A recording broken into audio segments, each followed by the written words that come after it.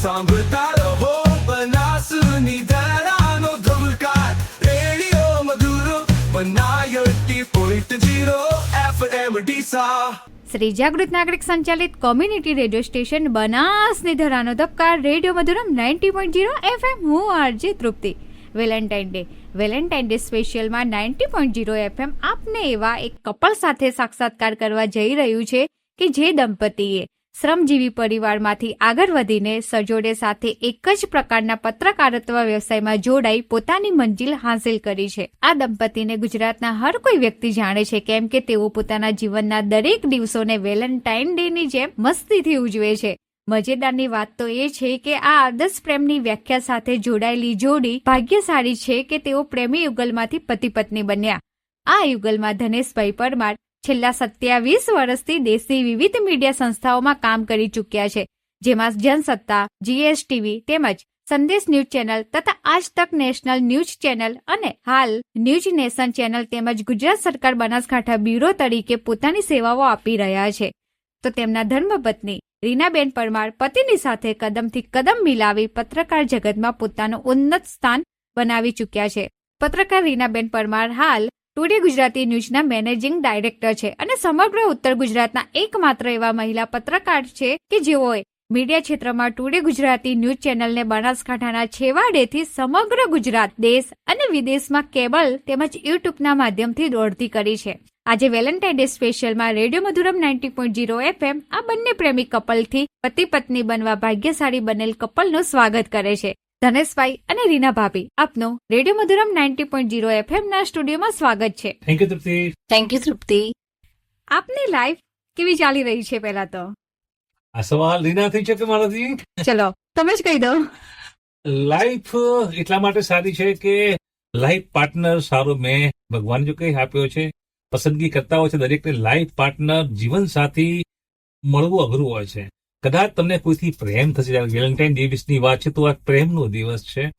અને મધુરમ રેડિયો જયારે મને અહીંયા બોલાવ્યા છે, પહેલા તો હું આપ તમામ સ્ટાફનું સ્વાગત કરું છું. ને જે ચાહકો છે, જે દર્શકો છે, જે મને સાંભળી રહ્યા છે, તેમને કહેવાય છે કે લાઈફ મારી મજેદાર છે, કેમ કે મારી લાઈફ પાર્ટનર મારી પ્રેયસી હતી, હવે મારી પત્ની છે.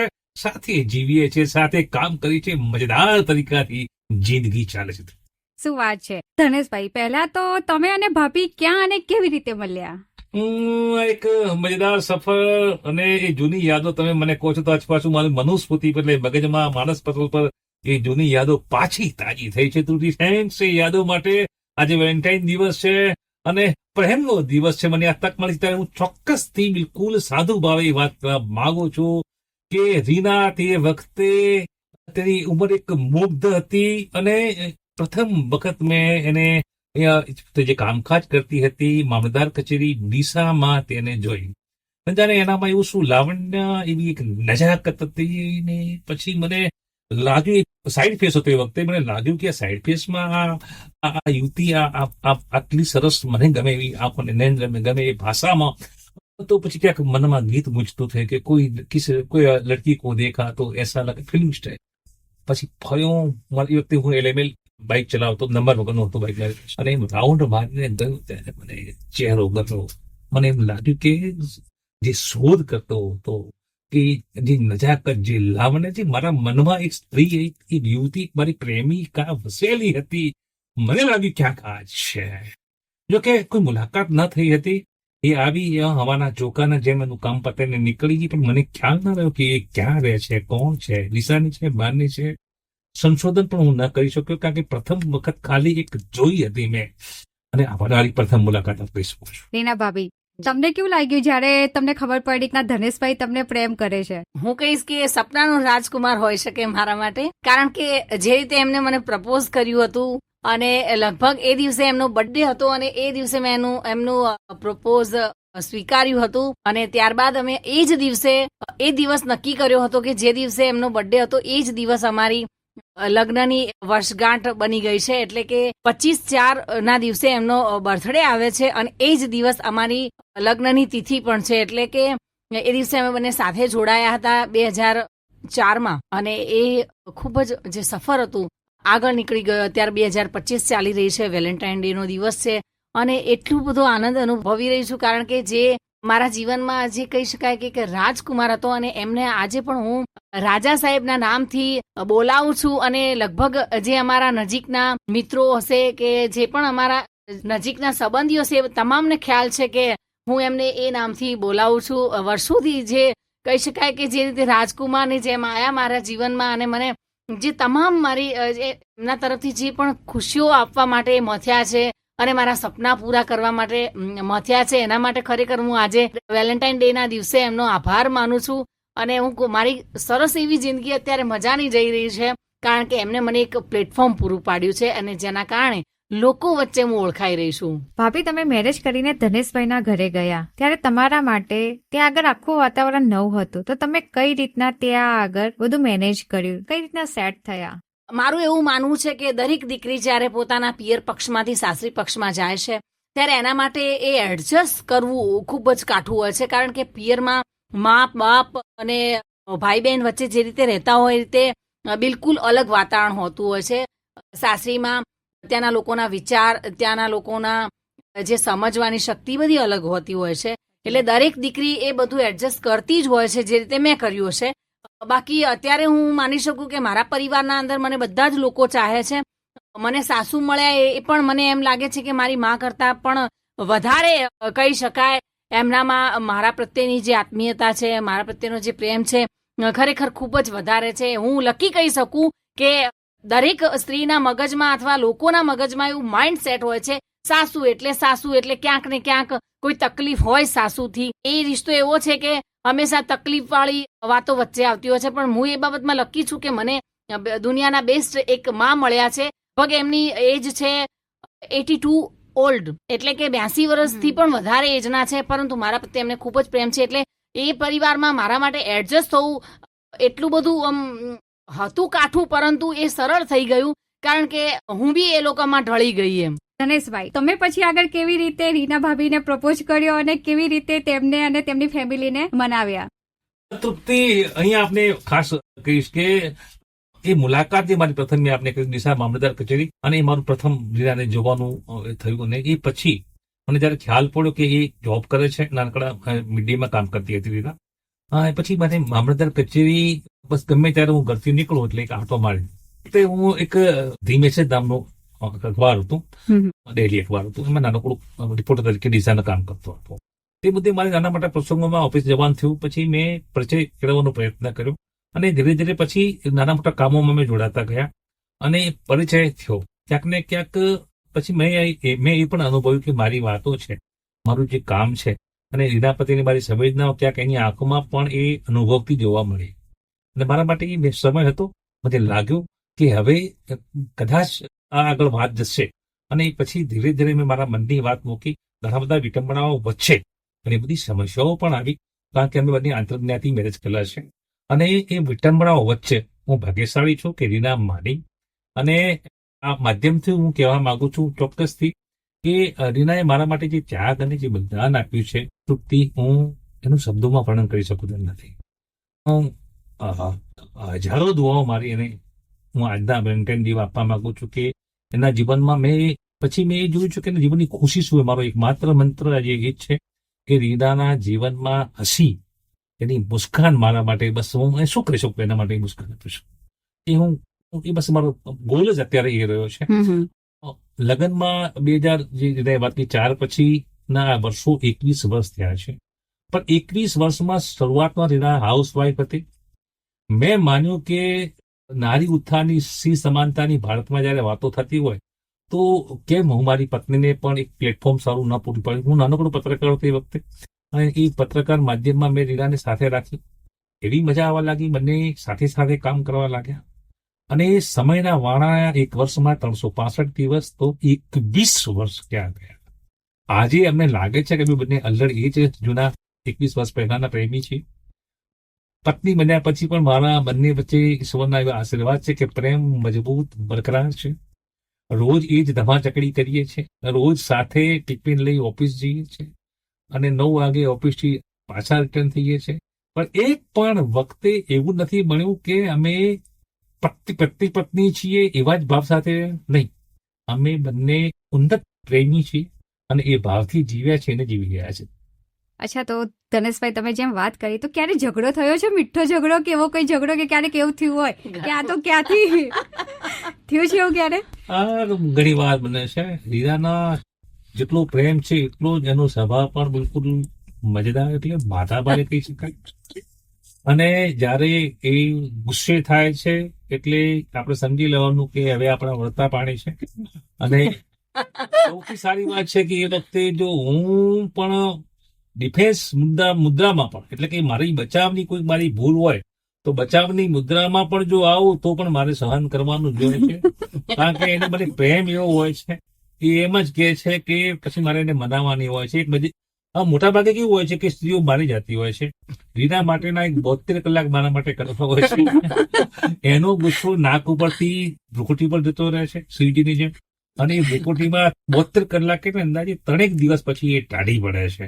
અને એ માટે અખતરા.com જાત જાતના ફંડા, જાત જાતના આઈડિયાઝ, પિક્ચર લઈ જવાની મસ્તી થાય, એના બીચમાં ગીત ગાઉં છું, હું રીલ્સ મૂકું છું મજેદાર તરીકે. તેના ફોટા જૂના મારી પાસે ઢગલાબંધ છે.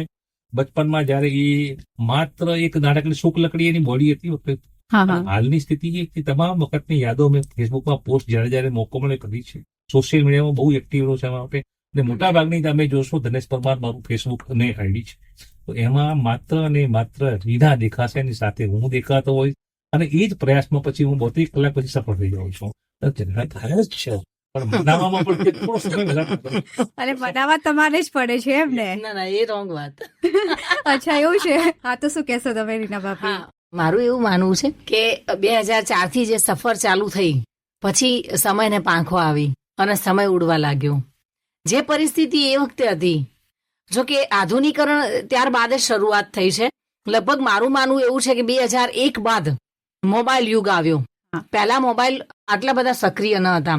એટલે જે રીતે આધુનિકરણ વધતું ગયું એમ અમારી લાઈફમાં પણ ચેન્જીસ આવતા ગયા. અમે પણ અપ થતા ગયા અને આગળ વધતા ગયા. જેમ જેમ સમય ગયો એમ એમને મને મારો ગ્રોથ વધારવા માટે, એમને મને ઘણું બધું આગળ વધવા માટે પ્રોત્સાહન પૂરું પાડ્યું.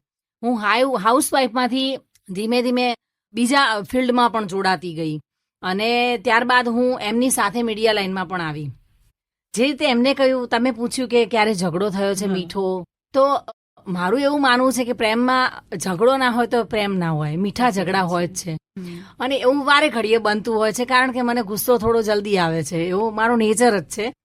એટલે એ બી મનાવતા હોય. ક્યારે મને એવું લાગે કે મારા ગુસ્સામાં મારાથી કોઈ ભૂલ થઈ હોય કે ઉતાવળું કઈ, તો હું બી એમને સામે મનાવતી જ આવી છું. પણ હું લકી છું, વેરી લકી, કે મને એવા પતિ મળ્યા છે કે ખરેખર દુનિયામાં હું ચારે દિશામાં ક્યાંય પણ ગોતવા જાત પહેલા તો એમની તુલના તો કોઈ જ ના કરી શકે. અને ભગવાને એમને મારા નસીબમાં લખી દીધા, એટલે સમયસર જ એ મને મળી ગયા અને એમને મને સપોર્ટ પણ કર્યા. આજે હું એમની સાથે ફિલ્ડમાં છું. કે એમને પણ ઘણી એવી, જ્યારે એમને કહ્યું તે રીતે કે ધી મેસેજમાં હું જોડાયેલો હતો, દૈનિક પેપર હતું, મેં કહ્યું તે રીતે કે આધુનિકરણ થતું ગયું તેમ મીડિયા જગતમાં પણ નવા ચેનલો આ તે બધું વધતું જ ગયું. એ રીતે એમને પણ વર્ષોથી એક તપસ્યા કરી છે કે દૈનિક પેપર બાદ, ત્યારબાદ સાપ્તાહિક બાદ દૈનિકમાં આવ્યા. દૈનિક બાદ તેઓ શરૂઆતમાં GSTVમાં, પછી સંદેશમાં, આજતકમાં, એવી એક રિઝ્યુઅલ અને એક નેશનલ ચેનલ સાથે પણ તેઓએ કામ કર્યું છે. અને મેં એમના કામને એક બારીકાઈથી જોયું છે, કારણ કે અમે લગભગ સાથે સમય વિતાવતા હતા, જેના કારણે મેં એમની જે ખૂબીઓ હતી તેનું અનુકરણ કરીને હું પણ આ ફિલ્ડમાં જોડાઈ અને હાલ એક પોતાની મારી ટુડે ન્યૂઝ ગુજરાતી ચેનલ છે અને એમાં જોડાયેલી છું અને એના માટે મથી રહી છું. અને એ મને પૂરો સપોર્ટ કરી રહ્યા છે. જો કે જે રીતે અમે બંને સાથે રહીએ છીએ, મને એમ લાગે છે કે જીવનનું હરેક પળ જેટલો સમય એકબીજાને આપીએ એ વધારે મહત્વનું છે. એટલે લગભગ હું એમની સાથે જ હોઉં છું. એમને કહ્યું તે રીતે કે અમે બંને ટિફિન લઈને જઈએ છીએ, સાંજે સાથે ઘરે આવીએ છીએ. અને ક્યારે પણ એવું બને કે થોડો સમય દૂર રહેવાનું થતું હોય, લગભગ તો હું આટલા વર્ષોમાં ક્યાંય દૂર ગઈ જ નથી. જો કે જ્યાં બી જવું અમે બંને સાથે જોઈએ છીએ, પણ 2-4 કલાક જે બી ગેપ પડતી હોય તો પણ મને એમ લાગે છે કે આ ગેપ બી ના પડવી જોઈએ. જીવન સાથી જેનું ઉપકરણ છે, પતિ પત્નીનું જે નામ છે જીવન સાથી, એટલે કે હંમેશા સાથ રહેવા વાળા એને જીવન સાથી કહેવાય. અને એ વ્યાખ્યામાં અમે બંને આવીએ એની હું પૂરી કોશિશ કરું છું.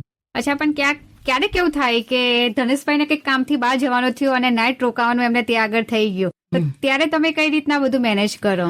મને એક જેવું યાદ છે, જો દુનિયામાં ઉતાર ચઢાવ આવતા જ હોય જિંદગીમાં, દુનિયામાં તો ઠીક, પણ જીવનના અંદર દરેક લોકોના જીવનમાં ઉતાર ચઢાવ આવતા હોય અને એમાં સારો અને ખરાબ સમય બંને લખેલો હોય છે, કુદરતના હાથમાં હોય છે એ બધું. એટલે એવા સમય બી આવ્યા કે જે સમયે અમે એટલી બધી તકલીફો વચ્ચેથી નીકળ્યા. એટલે ક્યારેક એવું બન્યું હોય કે દૂર રહેવાનું થયું હોય નાઇટમાં પણ, તો મને એક જેવું યાદ છે કે કોઈ કામથી બહાર ગયા હોય અથવા હું કોઈ કામથી બાળકો સાથે બહાર ગઈ હોઉં તો પણ એ વિડીયો કોલ કરે અને કમ્પ્લીટ એ ઇમોશનલ થઈ જ જતા હોય અને એક જ વાત કરતા હોય કે તું જલ્દી આવી જા અથવા તો હું કાલે જલ્દી આવી જઈશ. આ વાત અમારા બંને વચ્ચે થતી જ હોય છે. અને બને ત્યાં સુધી અમે લગભગ બને ત્યાં સુધી અલગ નથી થતા અને જવાનું હોય કોઈ કારણોસર તો પછી ગમે એમ કરીને મેનેજ કરીને જવું જ પડતું હોય છે. બાકી બને ત્યાં સુધી હું ફૂલ ટાઈમ એમને જ આપવા માટે ઈચ્છું છું અને હંમેશા એ કોશિશ બી કરતી રહું છું. એમ મતલબ અત્યારે સોશિયલ મીડિયાનો પ્રેમ આપણે જોઈ રહ્યા છીએ જી, બસ કે સોશિયલ મીડિયા છે એટલે પ્રેમ દેખાડવાનો એમ જી, હા. લોકો જોવે છે. જી. તો તમે એના વિશે શું કહેશો? જો હું પહેલા બોલીશ, કારણ કે જ્યારે અમે જોડાયા ત્યારે સોશિયલ મીડિયા બિલકુલ નતું. મેં કીધું ને ત્યારે મોબાઈલ યુગ એટલો બધો સક્રિય ન હતો અને લગભગ મેં બી એન્ડ્રોઈડ ફોન 2010 થી ચાલુ કર્યો યુઝ કરવાનો. ત્યાં સુધી હું બી મોબાઈલ નથી વાપરતી. એટલે એ વખતે જે પ્રેમ હતો એને સોશિયલ મીડિયાથી કોઈ લેવા દેવા જ ન હતું. હા, લોકોને નતા બતાવી શકતા પણ પ્રેમ હતો. પણ આજે એક માધ્યમ છે કે અમે સારું જીવન જીવીએ છીએ, લોકોને બતાવવા નથી માંગતા પણ એ એક એન્જોયમેન્ટ મળે છે. કોઈ પણ જગ્યાએ જઈએ છીએ, સારી જગ્યા છે એના વિશે અમે લોકોને માહિતગાર કરતા હોઈએ છીએ. હું એમની સાથે વિદેશમાં બહુ ફરી, ઘણા બધા એવા દેશો મેં જોયા એમની સાથે. હું વિયેતનામ ફરી, બેંકોક ગઈ અને બીજા ઘણા એવા બધા દેશો, બાલી, આ તે ઇન્ડોનેશિયા, મલેશિયા. એટલે કહેવાનો મતલબ કે અલગ અલગ જગ્યાએ જઈએ એટલે લોકોને એ બાબતે કંઈક માહિતગાર કરવા માટે અમે સોશિયલ મીડિયામાં વિડીયો બનાવીએ જ છીએ. પરંતુ અમારા વિડીયો એવા હોય છે કે લોકોને પસંદ પણ આવતા હોય છે અને બેસ્ટ કપલ તરીકે લોકો જોતા હોય છે. એટલે અમને આનંદ આવે છે. પ્લસ સોશિયલ મીડિયાની જે રીતે તમે વાત કરી તો અમે બંને સોશિયલ મીડિયાના અંદર સક્રિય છીએ, કારણ કે મીડિયા લાઈનથી જોડાયેલા છીએ. એટલે અમારા અંદર એ વસ્તુ તો છે જ. એટલા માટે અમે બંને એ બાબતના અંદર એકબીજા સાથે વધારે જોડાયેલા રહીએ છીએ. લોકોને પણ કંઈક નું કંઈક નવું પીરસતા રહીએ છીએ. દરેક ઇવેન્ટ, જાણે કે ઉત્તરાયણ હોય કે દિવાળી હોય કે હોળી હોય કે કોઈ પણ તહેવાર હોય, એને પણ એ ઇવેન્ટને પણ ઉજવીને અમે સોશિયલ મીડિયામાં મૂકતા હોઈએ છીએ કે લોકોને એના પ્રત્યે એક લાગણી પણ થાય અને એને માર્ગદર્શન મળે. ઘણા એવા પરિવાર હોય છે, ઘણા એવા ફેમિલીના અંદર મેમ્બર્સ હોય છે, ઘણા એવા કપલ હોય છે જેમને બંનેમાંથી એકને આ રીતે કંઈક નવું કરવું હોય છે, પરંતુ એકને નથી ગમતું હોતું. તો કંઈક આવું જોઈને બંને એક સાથે જોડાઈને નવો વિડીયો અથવા કંઈ બી અપલોડ કરીને પોતાની જાતને ખુશ કરી શકે છે. એના માટે અમે સક્રિય રહીએ છીએ. સાચી વાત છે. આપણે જયારે વાત કરી છે આધુનિક સોશિયલ મીડિયાની, તો સોશિયલ મીડિયા હવે એક એવું માધ્યમ બની ગયું છે કે જ્યાં પણ એક શિકાયત બી હોય છે કે લોકો બસ ફોન હોય છે, એવી જૂની સંવેદનાઓ મટી ગઈ છે. હું મારા સમયની વાત કરી આજે. તો આમ તો અમે રીના 4 વર્ષ સુધી લગ્ન કર્યા પછી પણ એકબીજાના ઘેર સાંજે જતા રહેતા, સવારે કામમાં રહેતા. કોઈને ખ્યાલ નતો કે અમે 4 વર્ષ પહેલા લગ્ન. જી, અમે પ્રેમ જ કર્યો હતો, પહેલા લગ્ન નતા કર્યા. 4 વર્ષનું સફર પણ કેવું થાય કે 6 વાગે રીનાને હું છોડું એટલે પછી એ રિક્ષા બેસીને ઘેર જાય, હું મારે. બરાબર. હવે સફર એવી હતી કે સાલું માધ્યમ શું યાદ તો આવે, હા, એટલે 30 ઉઠે. એટલે એ વખતે પૈસા એટલે કોલ બહુ મોંઘા હતા અને રૂપિયાના પેલા પીસીઓ ડબલા હતા. હું જેઠાલાલ મોદી અહીંયા પીસીઓ હતો બગીચા સરદારબાગ પાસે, સાંઈબા મંદિર પાસે, ત્યાં પોકી જતો અને સિક્કા જોઈએ 1 રૂપિયા નાખવાનું થાય તો 10, 15, 20 રૂપિયા હું લઈને બેસતો. આ હવે હાલત એની બી હતી. હવે ફોન તો હતા નહીં એટલે જોગકૃપા સોસાયટીની બાજુમાં પણ 2-3 પીસીઓ હતા, ત્યાં રહેતી હતી. તો ત્યાં જાય અને મને ખ્યાલ છે કે હું ફોન કરીશ કે એનો ફોન આવે. હવે હું પીસીઓ પાસે જોઉં, જેઠા કાકા બોલે ભેદન તારો ફોન આવ્યો. એટલે તરત જ હું જાઉં, કદાચ લાઈન હોય તો હું જલ્દી કરું, મારે અર્જન્ટ છે, અર્જન્ટ કઈ ના હોય. પણ એ ઝડપ હોય 30 હોય. પછી મેં વચ્ચેલો રસ્તો કાઢ્યો. પિંકેશભાઈ દોશી આપ ઓળખતા હોય તો ડીસાના કોર્પોરેટર છે, મારા અંગત મિત્ર છે. એમને મને મદદ કરી, મારી પીડા જોઈએ એટલે એમને મને એ વખતે નવા ધીરુભાઈ અંબાણીના રિલાયન્સ ફોન નીકળેલા. ના એટલે ખાલી તમે કોલ કરી શકો. હાલ જે વોટ્સઅપ સાદા ફોન પણ એ બિલ વાળા હતા. હવે તૃપ્તિ કેવો ખેલ પડેલો કે અમારી બેને કલાકો સુધી વાત ચાલે. હવે બિલ આવે એટલે પિંકેશબેન, મેં કીધું પિંકેશભાઈ બિલ ના આપણી પાસે પૈસા નથી. એવી રીતે હું રિક્ષા ચલાવતો, પત્રકારનું કામ પણ કરતો ને ભાડાની રિક્ષા હરિઓમ સ્કૂલના છોકરાઓનું બધાને લાવતો મૂકતો કરતો. તો મને કીધું ચિંતા ના કર, તારું આ પ્રેમ જેવું તારી તરફ જવું છું, હું સલામ મારું છું અને એમને મને પછી રિલાયન્સમાં એવી ગોઠવણ કરી આપી કે બારોબાર બિલ કંપનીમાં જતું. એમ કરતા કરતા તૂટથી 69,000 બિલ થયું. ઓહો 6-7 મહિના સુધી એ ડબલું મારું જીવનદાતા અને સમજો કે એક માધ્યમ બન્યું. રિલાયન્સના ધીરુભાઈ અંબાણીને આ રેડિયો માધ્યમથી હું અભિનંદન આપું છું કે જે તે વખતે મારા પ્રેમમાં, મારી તડપમાં, મારી પીડામાં તમે મદદ કરી હતી. થેન્ક ધીરુભાઈ, ભગવાન તમને 100 વર્ષ ના કરે, તમારી કંપની ખતમ એવું જ છે. પણ એ હતું માધ્યમ અને એ મજા આવતી મોડ સુધી. એ પછી કેવું થતું તૃપ્તિ, અમે કહું તું કાપ ને, એટલે કે ના તમે કાપો. એને પછી એક ડબલું મેં આપેલું, પછી કે ના તમે જ કાપો ને. એટલે એમ કરતા કરતા 1:30 વાગી જતો. તો કહેવાનો મતલબ છે કે સર એ સંવેદનાઓ જે છે એ આજે ધરબાયેલી છે. મગજના પાછળના ભાગમાં કરોડો જીબી ડેટા આવેલો હોય છે. એ ડેટામાં 25 વર્ષ જૂની એ યાદો આજે પણ મારા પર તાજી થઈ ગઈ ચૂકી છે. કારણ કે એમ તો મેમરી કાર્ડ તો નાનું હોય પણ મગજની પાછળ હોય આખી જિંદગીની યાદો હોય. તો એ યાદો આજે વેલેન્ટાઇન દિવસે યાદ કરું છું. તેના દિલથી તને આ રેડિયો માધ્યમથી કહેવા માંગુ છું કે તે જે ચાહત આપી છે, જે મને પ્રેમ આપ્યો છે, આ વેલેન્ટાઇન ડેના દિવસે કહું છું કે ભગવાન એવી ચાહત દરેક વ્યક્તિના રહે. દરેકને પોતપોતાનું જે પણ પાત્ર હોય, ઠીક છે લગ્ન સુધી તમે પોકો ના પોકો ત્યાં સુધી ઈશ્વરની સંકેતની વાત છે, ઈશ્વરના આશીર્વાદની વાત છે. પણ તમારા પ્રાંગણેલા પ્રેમને કોઈની નજર ના લાગે. તૃપ્તિ, આ હું ચોક્કસથી કહીશ. પ્રેમ મેં અનુભવ્યો છે, પ્રેમને મેં પામ્યો છે, પ્રેમની તડપને મેં અનુભવ્યું છે.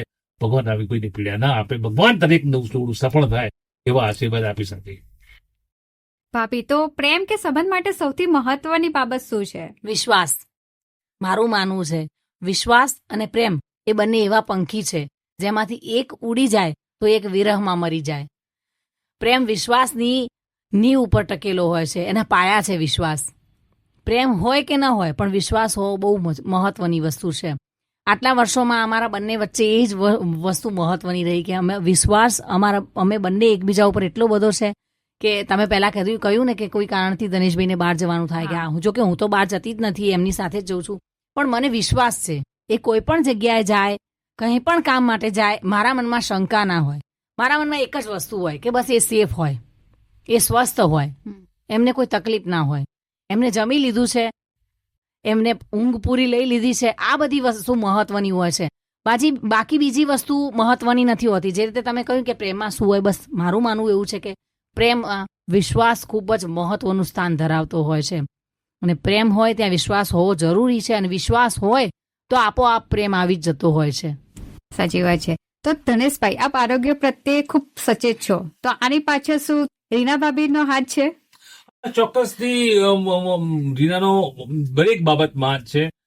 વહેલી સવારથી જ મારા માટે મનગમતું અને મારા સ્વાસ્થ્યને યોગ્ય લાગે તે પ્રકારનું ભાવતું ભોજન જાતે બનાવે છે. આજ સુધી ઘરમાં એને, હવે જો કે પહેલા થોડી સ્થિતિ અલગ હતી, હાલ અમે કામવાળા પણ રાખી શકીએ છીએ પણ એ નથી કરતી. મને કઈ સફાઈમાં, પાણીમાં, સ્વચ્છતામાં એનું રસોડું તમે જુઓ ને તમને લાગે કે આજ બનાવ્યું છે. રસોડામાં કોઈને ઘૂસવા દેતી નથી, કેમ કે એ માને છે કે સ્વચ્છતા જરૂરી છે. ભોજનમાં ખાવાનું જે સબ્જી હોય છે 10 વખત ધોવાની, એના મનને શાંતિ મળી સફાઈ કરવાની, એટલું મજેદાર બનાવે છે ને કે વાત છોડો તમે. અને ક્યાંક મને ભાઈ જમવાની વાતો તમે કરો છો તો સ્વાસ્થ્ય માટે એ જોતી હોય છે. વેદોને પૂછે છે, ડોક્ટરોને પૂછે છે, યુટ્યુબ જોઈ લે છે હવે તો. પણ સારું શું હોવું જોઈએ એ જ બનાવે છે. બાજીના રોટલા આપજો, હું આખા સ્ટાફ સાથે. ચટણી બનાવે તે મજેદાર. જો કે પેલું પથ્થર ઉપર લસરોટી નથી બનાવતી, પણ મિક્સીમાં એટલી સરસ બનાવે છે કે તમે આગળ ચાટી જાઓ. તો સ્વાસ્થ્ય અને રીનાનું રસોડું ને રીનાના હાથથી અંદર જે પ્રેમ ભરીને જે મને ખવડાવે છે, વાત છોડ. મોઢામાં પાણી આવી જાય જયારે એ રસોડામાં કરતી. બસ 5 મિનિટ, 5 મિનિટ બસ હમણાં લાવી ચા તમને, ને પછી ચા ને ભાખરી, એના ઉપર ઘી ને ચટણી ને પોતા, ને જે મજા આવે છે. ને સ્વાસ્થ્ય એટલે મારું સારું છે. અચ્છા, સતી સાવિત્રીની વાતો આપણે સાંભળી છે, અને અત્યારના યુગમાં જો તમારી સ્ટોરીને અમે જોઈ છે, મતલબ જ્યાં સુધી સાંભળી છે ત્યાં સુધી અત્યારે આપણે જો કોઈને કેવું હોય તો અમે તમને રીના ભાભી આપને કહી શકીએ છીએ. ધનેશભાઈને જ્યારે 2 વાર બ્રેન હેમરેજ થયું અને એની તકલીફ થઈ, ત્યારે આપ અડીખમ રીતે તેમની સાથે ઊભા હતા અને તેમની સેવા કરી, અને પરિણામે ધનેશભાઈનું જે જીવન છે એ સ્વસ્થ રીતે પાછા આવ્યા અને અત્યારે મસ્ત રીતે જીવી રહ્યા છે. તો ધનેશભાઈની માંદગી દરમિયાન તમારી મનોસ્થિતિ શું હતી? જો કે તમે આ વાતને ક્યાંથી તમને ખબર પડી એ મને ખ્યાલ નથી.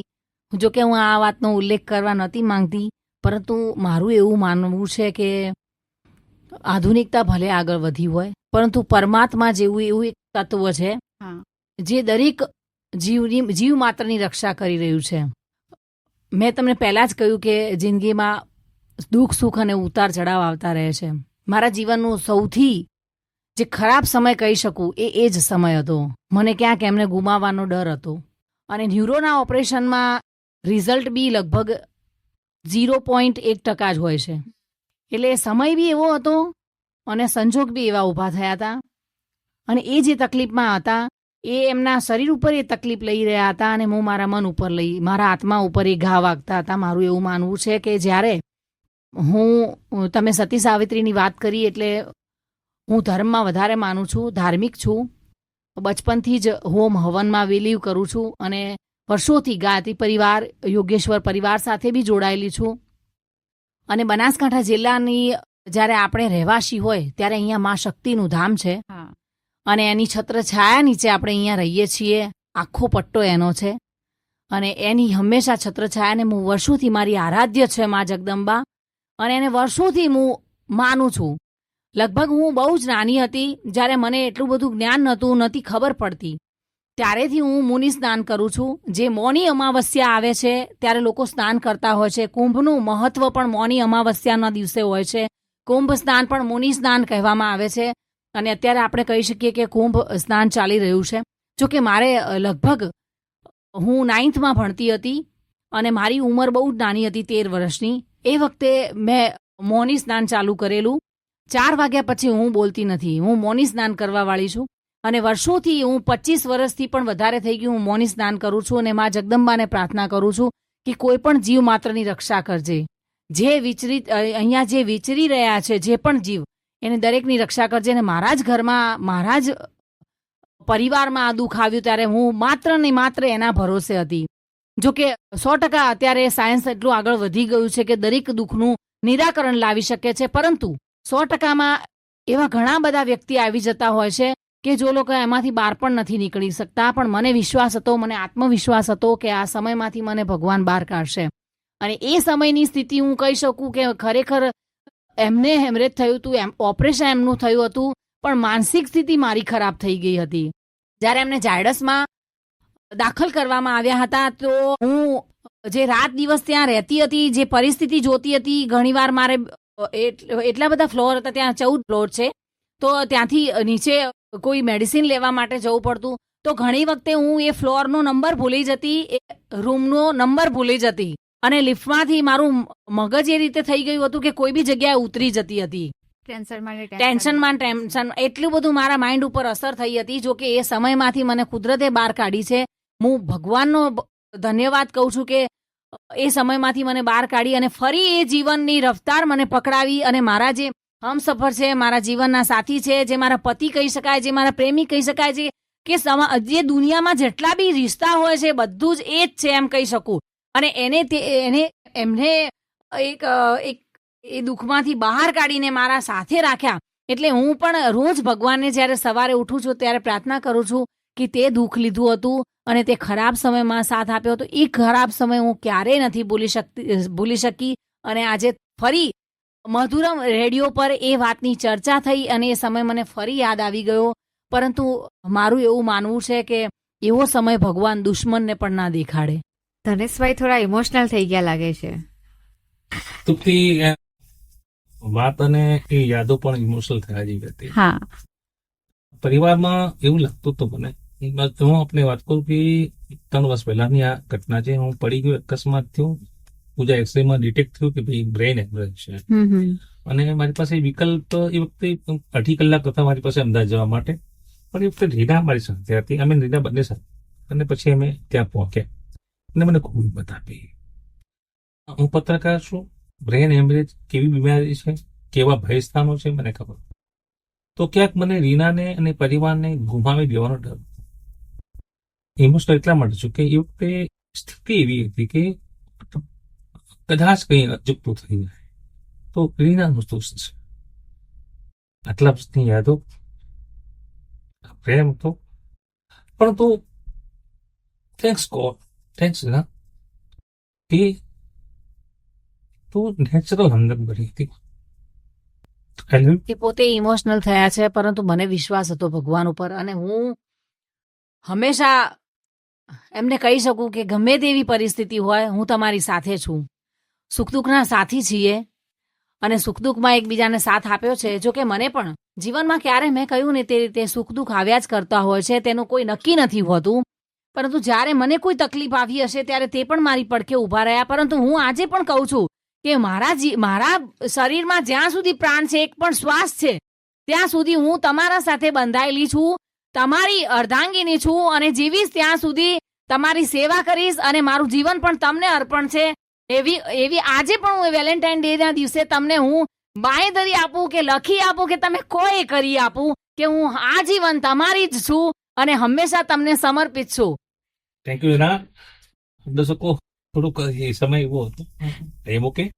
તો આવતું હોય છે દુઃખ, આવ્યું જતું રહ્યું, પણ હવે પછીના વર્ષોમાં અમે ખૂબ ફર્યા. ચોક્કસથી કહીશ, મોત ખૂબ નજીકથી જોયું.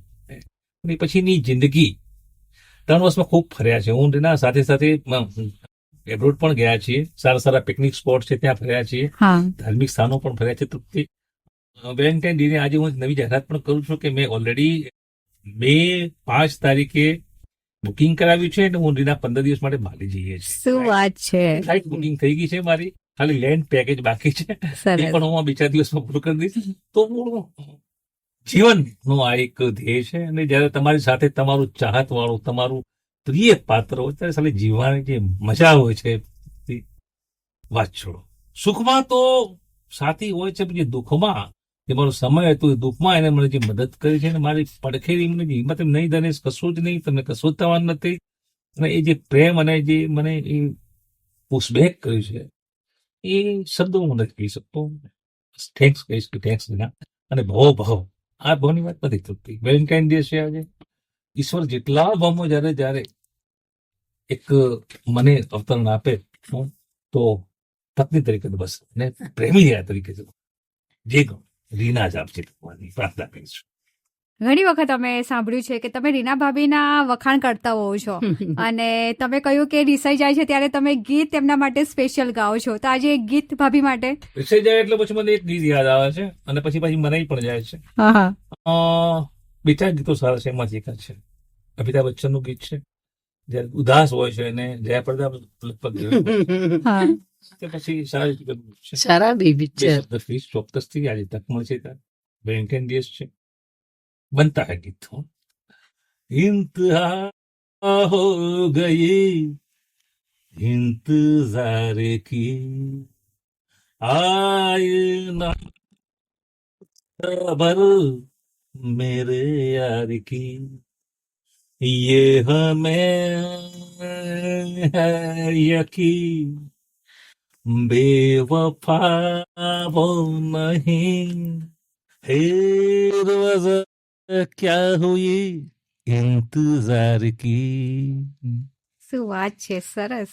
અને આટલું લલકારું અને પછી તો રીના રહી ન શકે, લો મેં આ ગઈ, દોડતી આવીને ભીટી પડે. બસ આ જ જીવન છે ને, આ જ મજા છે ને, આ જ પ્રેમ છે. વેલેન્ટાઇન ડે સાચા અર્થમાં હું કહું તો હું એવરી ડે મારો 365 દિવસ મારા માટે તો વેલેન્ટાઇન ડે છે, જયારે રીના મારી સાથે છે. તૃપ્તિ, અચ્છા ધનેશભાઈ, એવું ક્યારે બન્યું છે કે ભાભીનો જન્મદિવસ હોય કે મેરેજ એનિવર્સરી હોય, પણ ક્યારેક કામમાં ભૂલી ગયા હો, તો પછી ભાભી રિસાયા હોય કે એવું કઈ થયું છે ક્યારે?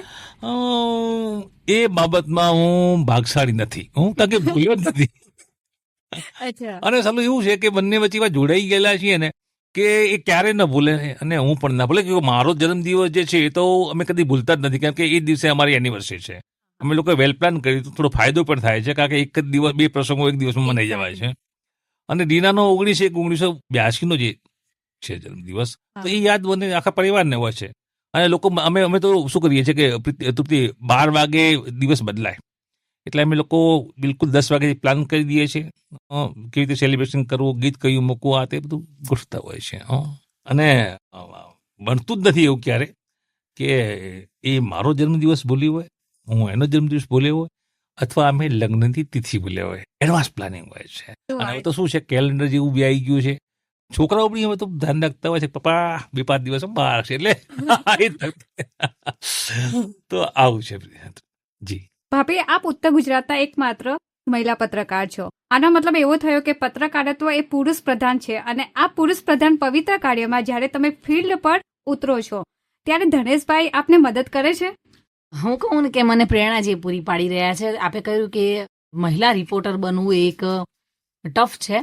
જો કે કોઈ પણ કામ હવે તો ટફ નથી રહ્યું.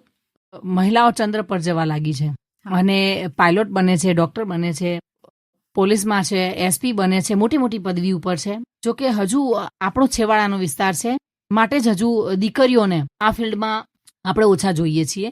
બાકી બીજી મેગા સિટીઓમાં જોવા મળતી હોય છે. પરંતુ હા, હું ખાસ કહીશ કે આ ફિલ્ડમાં મને પ્રથમ પગલું મંડાવનાર, પ્રથમ પગથિયું ચડાવનાર અને મારું કહી શકાય પ્રેરણા સ્ત્રોત તો એ જ છે. ધનેશ પરમાર કહી શકું, એમનું નામ બોલું છું પણ ખાસ હું એમને નામ નથી બોલતી, એમને રાજા સાહેબ કહીને બોલાવું છું. પણ એ જ મારા પ્રેરણારૂપી કહી શકાય, ગુરુ કહી શકાય. કે હું જ્યારે ગુરુ પૂર્ણિમા હોય છે ત્યારે એમને જ ગુરુ દીક્ષા આપવાનું પસંદ કરું છું, કારણ કે મારા ગુરુ છે મારા જીવનના અને જે હાલ હું જે ફિલ્ડમાં છું એ બંનેના. અને હું રોજ સવારે મેં પહેલાં પણ કહ્યું કે હું મૌની સ્નાન કરું છું, ત્યારબાદ ભગવાનનું પૂજાપાઠ કરું છું, કર્મકાંડી છું. ભલે કહે છે ને, ભગવાને પણ કહ્યું છે કે મનુષ્ય જન્મથી નહીં પરંતુ કર્મથી ઉચ્ચ હોય છે. એટલે કે હું કર્મકાંડી છું. બ્રાહ્મણ જે કાર્ય કરે છે એ હું રોજે રોજ કરું છું. ભગવાનનું સ્નાન કરાવું છું, ભગવાનને નવા કપડાં પહેરાવું છું, દીવા ધૂપ કરું છું અને માળા પણ કરું છું. અને ત્યારબાદ હું એમને ગુરુ પણ માનું છું. અને પતિ કહેવાય છે ને, જે શાસ્ત્રોમાં લખ્યું છે કે પતિનું દરજ્જો પરમેશ્વર જેવું હોય છે. એટલે વર્ષોથી મારો એક નેમ છે કે સવારે એમને પગે લાગીને જ પછી મારું મૌન ખોલવું. એટલે હું એમને ભગવાનના જે કહી શકાય કે એમના સ્થાને માનું છું. અને મારા હૃદયમાં એમનું એ જ સ્થાન છે. ભલે નાના મોટા ઝઘડા પણ થતા હોય, મીઠા ઝઘડા થતા હોય, કોઈ વાત એમને મારી ન માની હોય તો હું જીદ પણ કરતી હોઉં. મારો જિદ્દી સ્વભાવ છે, થોડો ગુસ્સીલો સ્વભાવ છે, એ હું એક્સેપ્ટ કરું છું, કારણ કે ભગવાન પાસે પણ માંગુ છું કે ભગવાન મને આ બધી વસ્તુથી દૂર રાખ. પણ પેલું કહેવાય છે ને કે માણસ દુનિયામાંથી જાય પણ એનો સ્વભાવ નથી જતો. એટલે હું પણ એનાથી ક્યાંક મજબૂર છું. પરંતુ જે એમનું સ્થાન છે એ છે મારા દિલમાં, એ ક્યારેય ઓછું વધતું થવાનું નથી. કારણ કે કહેવાય ને કે 100% ઉપર પછી કંઈ વધારે હોય નહીં ને એ પૂરું થઈ ગયેલું છે અમારા બંને વચ્ચે. કે જે પ્રેમ, જે પતિ પત્નીના રિશ્તા, જે ગાઢ સંબંધ છે એમાં ક્યાંય ઉણપ નથી આવવા દેતી. અને મારું સર્વસ્વ કહી શકું કે એ જ છે. ધનેશભાઈ, તમે કંઈ કહેવા માંગતા હતા? હા, બિલકુલ. રીનાનો જે પ્રેમ છે એ પ્રેમ અને કર્મ બંને વસ્તુ કહેવા માંગીશ. પ્રેમ અલૌકિક પ્રેમ છે. ક્યાંક મને લાગે છે કે રાધાએ કૃષ્ણને આ રીતે ચાહ્યા છે. એમાં પવિત્રતા છે, એમાં શુદ્ધ ભાવ છે, એમાં સમર્પણ છે, એમાં બલિદાન છે. દરેક વસ્તુ આવી જાય છે. વહેલી સવારે એ જ્યારે મૌન ખુલતી હોય છે ત્યારે મારે કદાચ હું ટેબલમાં નાસ્તો બી કરતો, મારા પગ ખેંચીને પગે લાગવાનો અને પછી કે તને જય શ્રી કૃષ્ણ, ત્યારે હું જય શ્રી કૃષ્ણ જય અંબે. ને પછી એ દિવસ ત્યારથી એની શરૂઆત થાય છે. જો કદાચ હું વહેલો બહાર ક્યાંક જતો રહ્યો તો મૌન નથી છોડતી. ના છૂટકી કદાચ બહાર હોઉં ત્યારે એ ફોન કરે છે. પ્રક્રિયા તો એ જ છે. પણ એ વખતે વિડીયો કોલ કરે છે, તને જય શ્રી કૃષ્ણ, જય શ્રી કૃષ્ણ. શુભ શરૂઆત ત્યાંથી જાય છે. જય શ્રી કૃષ્ણ શબ્દ જ્યારે એ બોલે છે ત્યારે મને લાગે છે કે જ્યારે સાક્ષાત કોઈ દેવી આવ્યો અને એમનો વાસ હોય અને જે એક આશીર્વાદના ભાવથી કહેતા હોય તો આ સમર્પણ છે. અને આ સમર્પણ એકાદ દિવસનું નથી હોતું. કેમ કે ઘણી વખત કેવું હોય છે પ્રીતિ કે પ્રેમ દરેકને થતો હોય છે. પછી એ દૈહિક પ્રેમ હોય છે, ક્યાંક આત્મિક પ્રેમ હોય છે, ક્યાંક આકર્ષણ હોય છે, ઘણી બધી વસ્તુ હોય છે. પ્રેમની વ્યાખ્યા અલગ અલગ છે. એક સ્ત્રીને એક પુરુષ પ્રત્યે આસક્તિ ભાવનો જે પ્રેમ હોય છે, જે શાસ્ત્રોમાં ભણ્યો હોય છે પ્રેમ, કદાચ માનું હું એ ઈશ્વરી તત્વની વાત માનું, કારણ કે આપણે તો પાવર મનુષ્ય છીએ. પણ તો હું ચોક્કસથી કહીશ કે કદાચ રાધાએ કૃષ્ણને આવો જ પ્રેમ કર્યો છે, એવો પણ મને રીના કરે છે. અને ખૂબ ઉર્જા મળે છે એનાથી.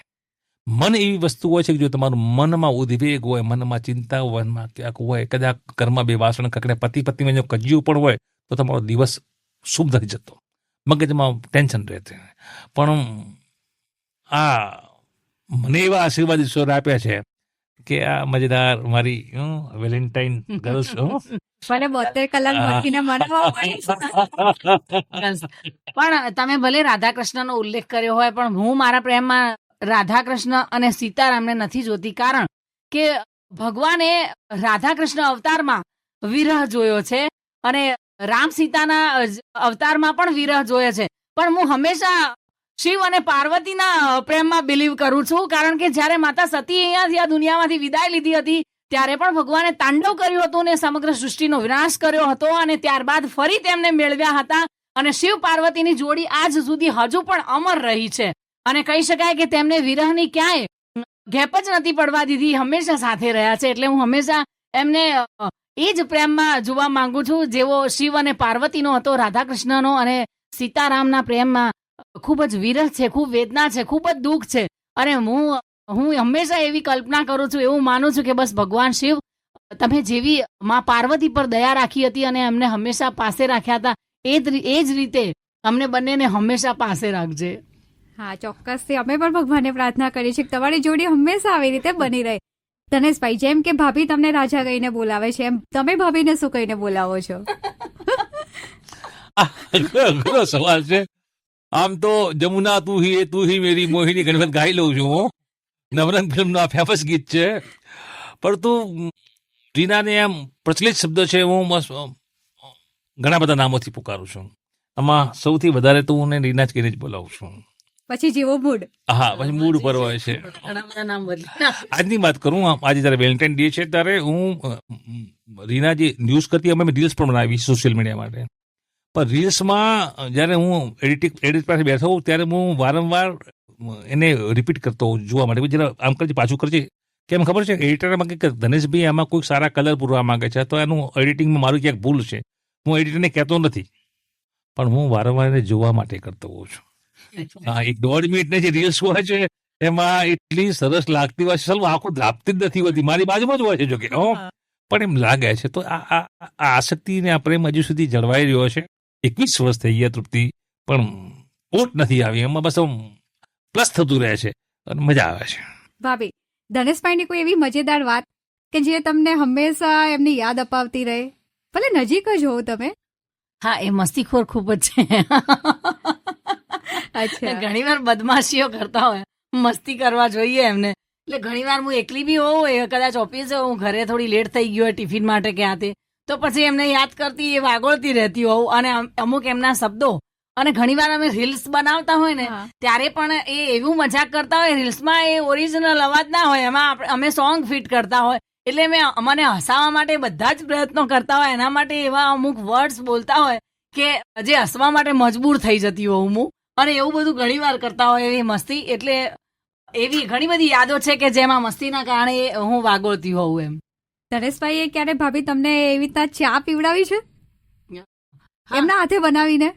ના, હું એમને લગભગ રસોડામાં નથી જવા દીધી. એમને પહેલા જ કહ્યું એ રીતે કે મને સ્વચ્છતાનું બહુ પેલું, અને પછી આ પુરુષ જયારે રસોડામાં જાય એટલે પછી એ સ્વચ્છતા ક્યારેય ના જળવાય, મારું એવું માનવું છે. મારે બધી વસ્તુ અસ્તવ્યસ્ત કરી દે એટલે હું લગભગ એમને રસોડામાં નહીં જવા દેતી. અને ઘણી વખત મેં જમવાનું શાકબાક તો બનાવું છું સાથે. એક વખત મેં તને એક ચોખા ઘીનો પરેઠો આમ વાળીને હા, એટલે એવું કઈ કોઈ દિવસ હું બાજુમાં ઉભી હોઉં એટલે એ થોડું કરી દે, એવો લાભ લઈ લે. બાકી લગભગ મારું માનવું એવું છે, અને હું તમને ખાસ જણાવી દઉં કે પાણી બી લગભગ નથી પીતા જાતે, રસોડામાં નથી આવતા પાણી લેવા. એમની બોટલ મારે એમના ટેબલ ઉપર મૂકવી પડે બેડરૂમમાં, અને જ્યાં બેઠા હોય ત્યાં જ પાણી આપવું પડે. અને જો ના આપ્યું હોય તો એમ કે ક્યારનું પાણી માંગ્યું હજુ નથી આવ્યું. એટલે એવું તો કહી જ ના શકું કે એ મને કોઈ પણ બાબતના અંદર ઘરકામમાં હોય, કોઈ હેલ્પફુલ થતા હોય, ક્યારેય નથી કરાવ્યું મેં એમને કઈ કામ. જો કે મેં કહ્યું ને કે પાણી બી જાતે નથી પીતા બસ. અને હા, જમવાનું ઘણી વખતે એમને હાથ બગડે એ ના ગમે, એટલે ઘણી વાર તો એવું થાય કે ઠંડુ થતું એટલે મારે જાતે જ જમાડી દેવું પડે મારા હાથથી, એટલે એ ખાઈ લે. બાકી એમને પોતાના હાથ બગડે એ જલ્દી હજુ નહીં ગમતું. એટલે વાત છે, તમે આજ પણ ભાઈને ખવડાવો? આજે જ બાજીના રોટલા સાથે આજે જ ખવડાવીશું. સરસ. ધનેશભાઈ, આપણે જોઈએ છીએ કે આજના તણાવપૂર્ણ જીવનમાં નાની નાની વાતમાં જીવનમાં ઝઘડા કરીને પતિ પત્ની છૂટાછેડા લેવા સુધીની વાત પહોંચી જાય છે અને છૂટાછેડા લઈ લેતા હોય છે, તો તેવા કપલોને આપ શું સંદેશ આપશો? હા, ચોક્કસથી એવા કપલોને હું કહું કે જયારે મુગ્ધાવસ્થા એક અલગ વાત છે. મુગ્ધાવસ્થામાં પ્રેમી અને પ્રેયસી વચ્ચેના સંવાદોને ક્યાંક બે કે આપણે શબ્દ વાપરીએ છીએ થતું હોય, પણ જ્યારે તમે એકબીજાને સમજો છો સાંસારિક રીતે એકબીજાના પરિવાર સાથે જ્યારે તમે લગ્નથી જોડાતા હો છો ત્યારે તમારા બંનેના પરિવારો સાથેનું એક મોટું મિલન થતું હોય છે. નાના મોટા જે ઝઘડા છે એમાં સ્ત્રીઓના ઝઘડામાં ક્યાંક સાસુઓના ઝઘડા હોય, મેં જોયું છે, હું પત્રકાર છું, કેસો જોતો હોઉં છું, થતા હોય છે. પરંતુ ઉદારતા પતિએ રાખવી જોઈએ. એક જર્મન લેખક છે તેમણે લખ્યું છે કે કુદરતી રીતે સ્ત્રીઓના હાર્મોન્સ અને સ્ત્રીઓના જે બ્રેન હોય છે તેમાં નાની નાની વાતોમાં એમને ખોટું લાગી જવું, ગુસ્સો એ એક જીનેટિક બાબત છે. તો પુરુષોએ ઉદારતાવાદી રાખવી જોઈએ. પુરુષોએ માનવું જોઈએ કે આ એક સ્ત્રી નથી, આ મારી અર્ધાંગની છે, અડધું અંગ છે, મારી જીવન સાથે જોડાયેલી છે, મારા વંશવેલાને આગળ વધારી છે, મારા પરિવારને, મને તમામને સાચવનારી આ સ્ત્રીની નાની મોટી કોઈ ભૂલ હોય તો એને માફ કરી દેવી જોઈએ. અને હું એવા લોયરોને પણ અપીલ કરવા માંગુ છું કે કાયદાકીય બાબતોમાં માંડવાળી એક શબ્દ આવે છે, એટલે કે સમાધાનકારી વલણ. તો વકીલોએ પણ ક્યાંક ને ક્યાંક આવા કેસોમાં, ઘણા બધા આપને કેસ મળશે ઈશ્વરની હશે, પણ આવા કેસોમાં પતિ પત્ની વચ્ચે જુદાઈ ના હોવી જોઈએ. તમારો શ્રેષ્ઠ પ્રયત્ન પણ એવો હોવો જોઈએ કે બંને વચ્ચેનું મિલન થાય. ફી તો એમ પણ આપશે, મળશે તો પણ આપશે, પરંતુ જોવું જોઈએ. લાગણીઓ લોકોની ખાલી પતિ પત્ની સિવાયની પણ ઘણા બધી લાગણી જોવાય. બંને વિવાહિત પક્ષ હોય છે, નાના મોટા બાળકો ક્યાંક હોય છે, બાળકોનું શું, એકાદ બાળક થઈ જાય, મેં જોયા છે, છૂટાછૂટા થાય છે, પછી આખી જીવન એ બાળકને નથી માનો પ્રેમ મળતો, ક્યાંક નથી પિતાનો પ્રેમ મળતો. તો આવી બધી બાબતોથી દૂર રહો. કદાચ લાગે કજિયો થાય છે, ઝઘડો થયો છે, જુદા થવા જેવું મસ્તિષ્કમાં વાત આવે, નજીકનું સારું સસ્તું પ્લેસ ગોતી લો, મોબાઈલને બંધ કરી દો અને અઠવાડિયા માટે 2 જણા ભાગી જાઓ, બધું સમાધાન થઈ જશે. ભાભી આપ શું કહેશો? જી, મારું એવું માનવું છે કે મેં પહેલા પણ કહ્યું હતું કે કોઈ પણ રિશ્તામાં પ્રેમ અને વિશ્વાસ એ બંને ખૂબ જ જરૂરી હોય છે. તો જે લોકો ક્યાંક આવી ભૂલ કરતા હોય છે, પતિ પત્ની બન્યા પછી પણ ઘણી વખતે નાના મોટા ઝઘડા થતા હોય છે, દરેકને થતા હોય છે, મેં કબૂલ્યું છે કે મારે પણ થતા, પરંતુ એ ઝઘડાનો હંમેશા અંત લાવવા માટે બંને પક્ષે કોશિશ કરવી જોઈએ. જો કે સ્ત્રીએ ખાસ કરીને પૂરી કોશિશ કરવી જોઈએ, કારણ કે પુરુષ જ્યારે બહાર કામ કરતો હોય છે એટલે બહારનું ડિપ્રેશન હોતું હોય છે, એના માથે ઘણી બધી જવાબદારીઓ હોતી હોય છે, ઘર પૂરું કરવાનું, બાળકોને સંભાળ, બાળકોનું બધું જે પણ જવાબદારીઓ હોય છે એને ભણાવવા ગણાવવાથી બધું જ લઈને, અને સ્ત્રી માથે પણ હોય જ છે. પરંતુ હંમેશા જ્યારે પિતાનું પાત્ર હોય એને હંમેશા માતાથી ઓછું ગણવામાં આવતું હોય છે, પરંતુ એનું મહત્વ સૌથી વધારે હોય છે. એટલે કે એનું સન્માન કરી બાળકોએ અને માતાએ સાથે મળીને એક પિતાને ઘરમાં જે પ્રેમ આપવો જોઈએ, એને સન્માન આપવું જોઈએ, એની સાથે જ્યારે ઘરે આવે ત્યારે સારી રીતે વર્તન કરવું જોઈએ, અને ક્યાંક રિશ્તો બગડતો હોય તો એને સુધારવા માટે પૂરી કોશિશ એક મહિલાએ કરવી જોઈએ, એક સ્ત્રીએ કરવી જોઈએ. જો કે આપણા સમાજમાં ઘણા એવા સારા પરિવાર હોય છે જેમાં આપણે ક્યારે પણ એવું નથી લાગતું કે આ બંનેના વચ્ચે કંઈ પણ થયું હશે એમ. એટલે જે રીતે સંબંધ બચાવવાની પૂરી કોશિશ એક મહિલા કરી શકે તો ક્યારેય એ સંબંધ બગડશે નહીં. મારું એવું માનવું છે કે સ્ત્રી જ્યારે કોશિશ કરતી હોય ને ત્યારે એ પૂર્ણ કોશિશ કરે, એનાથી એને એ બદલો મળતો જ હોય છે, ફળ મળતું જ હોય છે. કારણ કે ક્યારે ભગવાને જે નારીને બનાવી છે એને સંપૂર્ણ રીતે બનાવી છે, એનામાં બધા જ ગુણ મૂક્યા છે, એ ધારે બધું જ કરી શકતી હોય છે. જ્યારે ભગવાન પાસેથી પોતાના પતિને પાછો લાવી શકતી હોય તો પછી એનો રિશ્તો કેમ ના બચાવી શકતી હોય. એટલે એક મહિલાએ પૂરી કોશિશ કરવી જોઈએ કે ક્યારે પણ તેનો બનેલો રિશ્તો ના બગડવો જોઈએ, અને બંને વચ્ચે જે સાંકળ હોય છે, જે કડી હોય છે, બાળકો હોય છે. ઘણી વાર આવા સંબંધો જ્યારે બગડતા હોય છે ત્યારે સ્ત્રી પુરુષ કરતા પણ વધારે નુકસાન બાળકને થતું હોય છે. ક્યારેક એને માતાનો પ્રેમ નથી મળતો, ક્યારેક એને પિતાનો પ્રેમ નથી મળતો, પરંતુ જો મા અને બાપ બંને એને સાથે મળીને ઉછેરશે તો એ જે તમારું બાળક હશે એ કંઈક કરી બતાવશે, એ કંઈક આગળ વધશે, એ એના જીવનમાં ઘણું બધું કરી શકશે. પરંતુ જ્યારે આ જ ઝઘડાઓના કારણે માતા પિતા જુદા થતા હોય છે ત્યારે બાળક પણ ડિપ્રેશનમાં જતું હોય છે. એટલે મારો તો આજના દિવસે એવો સંદેશ છે કે તમે જે પણ સંબંધ, જે પણ રિશ્તો બાંધો તેને છેલ્લી શ્વાસ સુધી નિભાવો અને એને બચાવવા માટે તમે પૂરી કોશિશ કરો. અગર ક્યાંક કોઈ ચૂક થતી હોય તો પહેલ તમે કરો, કારણ કે ત્યારે કહે છે ને જેમ જેમ વૃક્ષ મોટું થાય છે અને તેના પર ફળ લાગે છે તેમ તેમ એની ડાળીઓ નીચી આવતી હોય છે. એટલે તમે જયારે ઊંચી કક્ષાએ પહોંચતા હો છો, આગળ જતા હોય છો, એક સ્ટેજ ઉપર જતા હોય છો, ત્યારે તમારે હંમેશા નમીને રહેવાથી તમે સૌને ગમતા રહો છો. એટલે કે તમારી ક્યાંક ભૂલ હોય કે ન હોય, પરંતુ સ્વીકારી લો અને ક્ષમા માંગી લો. ક્ષમા પરમો ધર્મ છે, સૌથી ઉપર છે. ક્યારેક આપણી ભૂલ ન હોય, સામેલાની હોય, પરંતુ એને ક્ષમા આપો એટલે એના કરતા પણ આપણે ક્યાંક મહાન થઈ જતા હોય છે. એટલે મારો આ દિવસે એવો એક મેસેજ છે કે જે પણ મહિલાઓ છે, જે દીકરીઓ છે, જે બહેનો છે, એને 100% જીવનમાં ઘણું બધું દુઃખ હોય છે, પરિસ્થિતિઓ સાથે સમજોતો કરવો હોય તો પડતો હોય છે. અમુક લગ્નો એવા પણ હોય છે કે જે એરેન્જ મેરેજ હોય છે, અમુક એવા પણ હોય છે કે જે માતા પિતાના કારણે કરવા પડતા હોય છે. પરંતુ ત્યારબાદ તમે સમય અને સાથે સાથે ચાલતા થશો અને એકબીજાને સમજતા થશો તો તમારો રિશ્તો, તમારો જે સંબંધ છે 100% બચી શકશે. અને મારો તો આજના દિવસે એ જ મેસેજ છે કે હંમેશા એક મહિલાએ પૂરી કોશિશ કરવી જોઈએ પોતાના પરિવારને, પોતાના ઘરને, પોતાના પતિને, પોતાના બાળકોને અને રિશ્તાઓને બચાવવાની. એ જ સંદેશ આપીશ આજના દિવસે. અને હું ખાસ કરીને કહીશ કે અમે એવા કપલ છીએ કે સોશિયલ મીડિયામાં હંમેશા ફરતા રહીએ છીએ અને લોકો અમને લાઈક કરે છે. અને ઘણી વાર તો એવી કોમેન્ટ હોય છે, જયારે મેં કહ્યું એ રીતે એમને જયારે તકલીફ આવી હતી તો લોકો એવી પણ કોમેન્ટ કરી હતી કે ફાઇટર, આ તો ફાઇટર છે, આ તો ટાઈગર છે એમ. અને એનાથી મને ઘણી બધી પ્રોત્સાહન મળી હતી, કારણ કે લોકો દૂર હતા, એમની પરિસ્થિતિ નથી જોઈ, છતાં પણ એ લોકો એમને ફાઇટર કહેતા હતા, ટાઈગર કહેતા હતા. તો પછી મને એ વખતે હિંમત આવતી હતી. અને અમુક લોકો એવું પણ કહે છે કે બનાસકાંઠામાં બેસ્ટ કપલ, રોયલ કપલ, ઘણા બધા એવા મેસેજો ફેસબુકમાં, ઇન્સ્ટામાં ફરતા હોય છે. ત્યારે અમને એમ થાય છે કે ના, લોકો અમને લાઈક કરે છે, અમને બંનેને ચાહે છે, ને અમારાથી ક્યાંક કોકને પ્રેરણા પૂરી પડે તો અમે એમના માટે એક પ્રેરણા પૂરી પાડતા એક સ્ત્રોત બનીએ. એના માટે અમે હંમેશા એવી કોશિશ કરતા રહીશું કે લોકો વચ્ચે જતા રહીએ, લોકોને ખુશી આપતા રહીએ. બસ. ધનેશભાઈ અને રીના ભાભી, આપનો ખૂબ ખૂબ આભાર. ડીસાનો એક શ્રેષ્ઠ કપલ અમારા સ્ટુડિયોમાં આવ્યું. જીવનમાં આવેલ કોઈ પણ તકલીફ કે ખરાબ સમય કેમ ન હોય, પણ આપ બંને એકબીજાની પાછળ હિમાલયની જેમ ઉભા રહી એકબીજાને પ્રેરણા આપી છે. પણ સાથે સાથે આજે રેડિયો મધુરમના માધ્યમથી લાખો શ્રોતાઓ માટે પણ આપ બંનેનો એકબીજા માટેનો પ્રેમ પ્રેરણારૂપ બનશે. ફરી મળશું નવા વિષય સાથે. સાંભળતા રહો બનાસની ધરાનો ધબકાર, radio Madhuram 90.0 FM. Thank you Madhuram radio studio all team. Thank you Madhuram radio 90.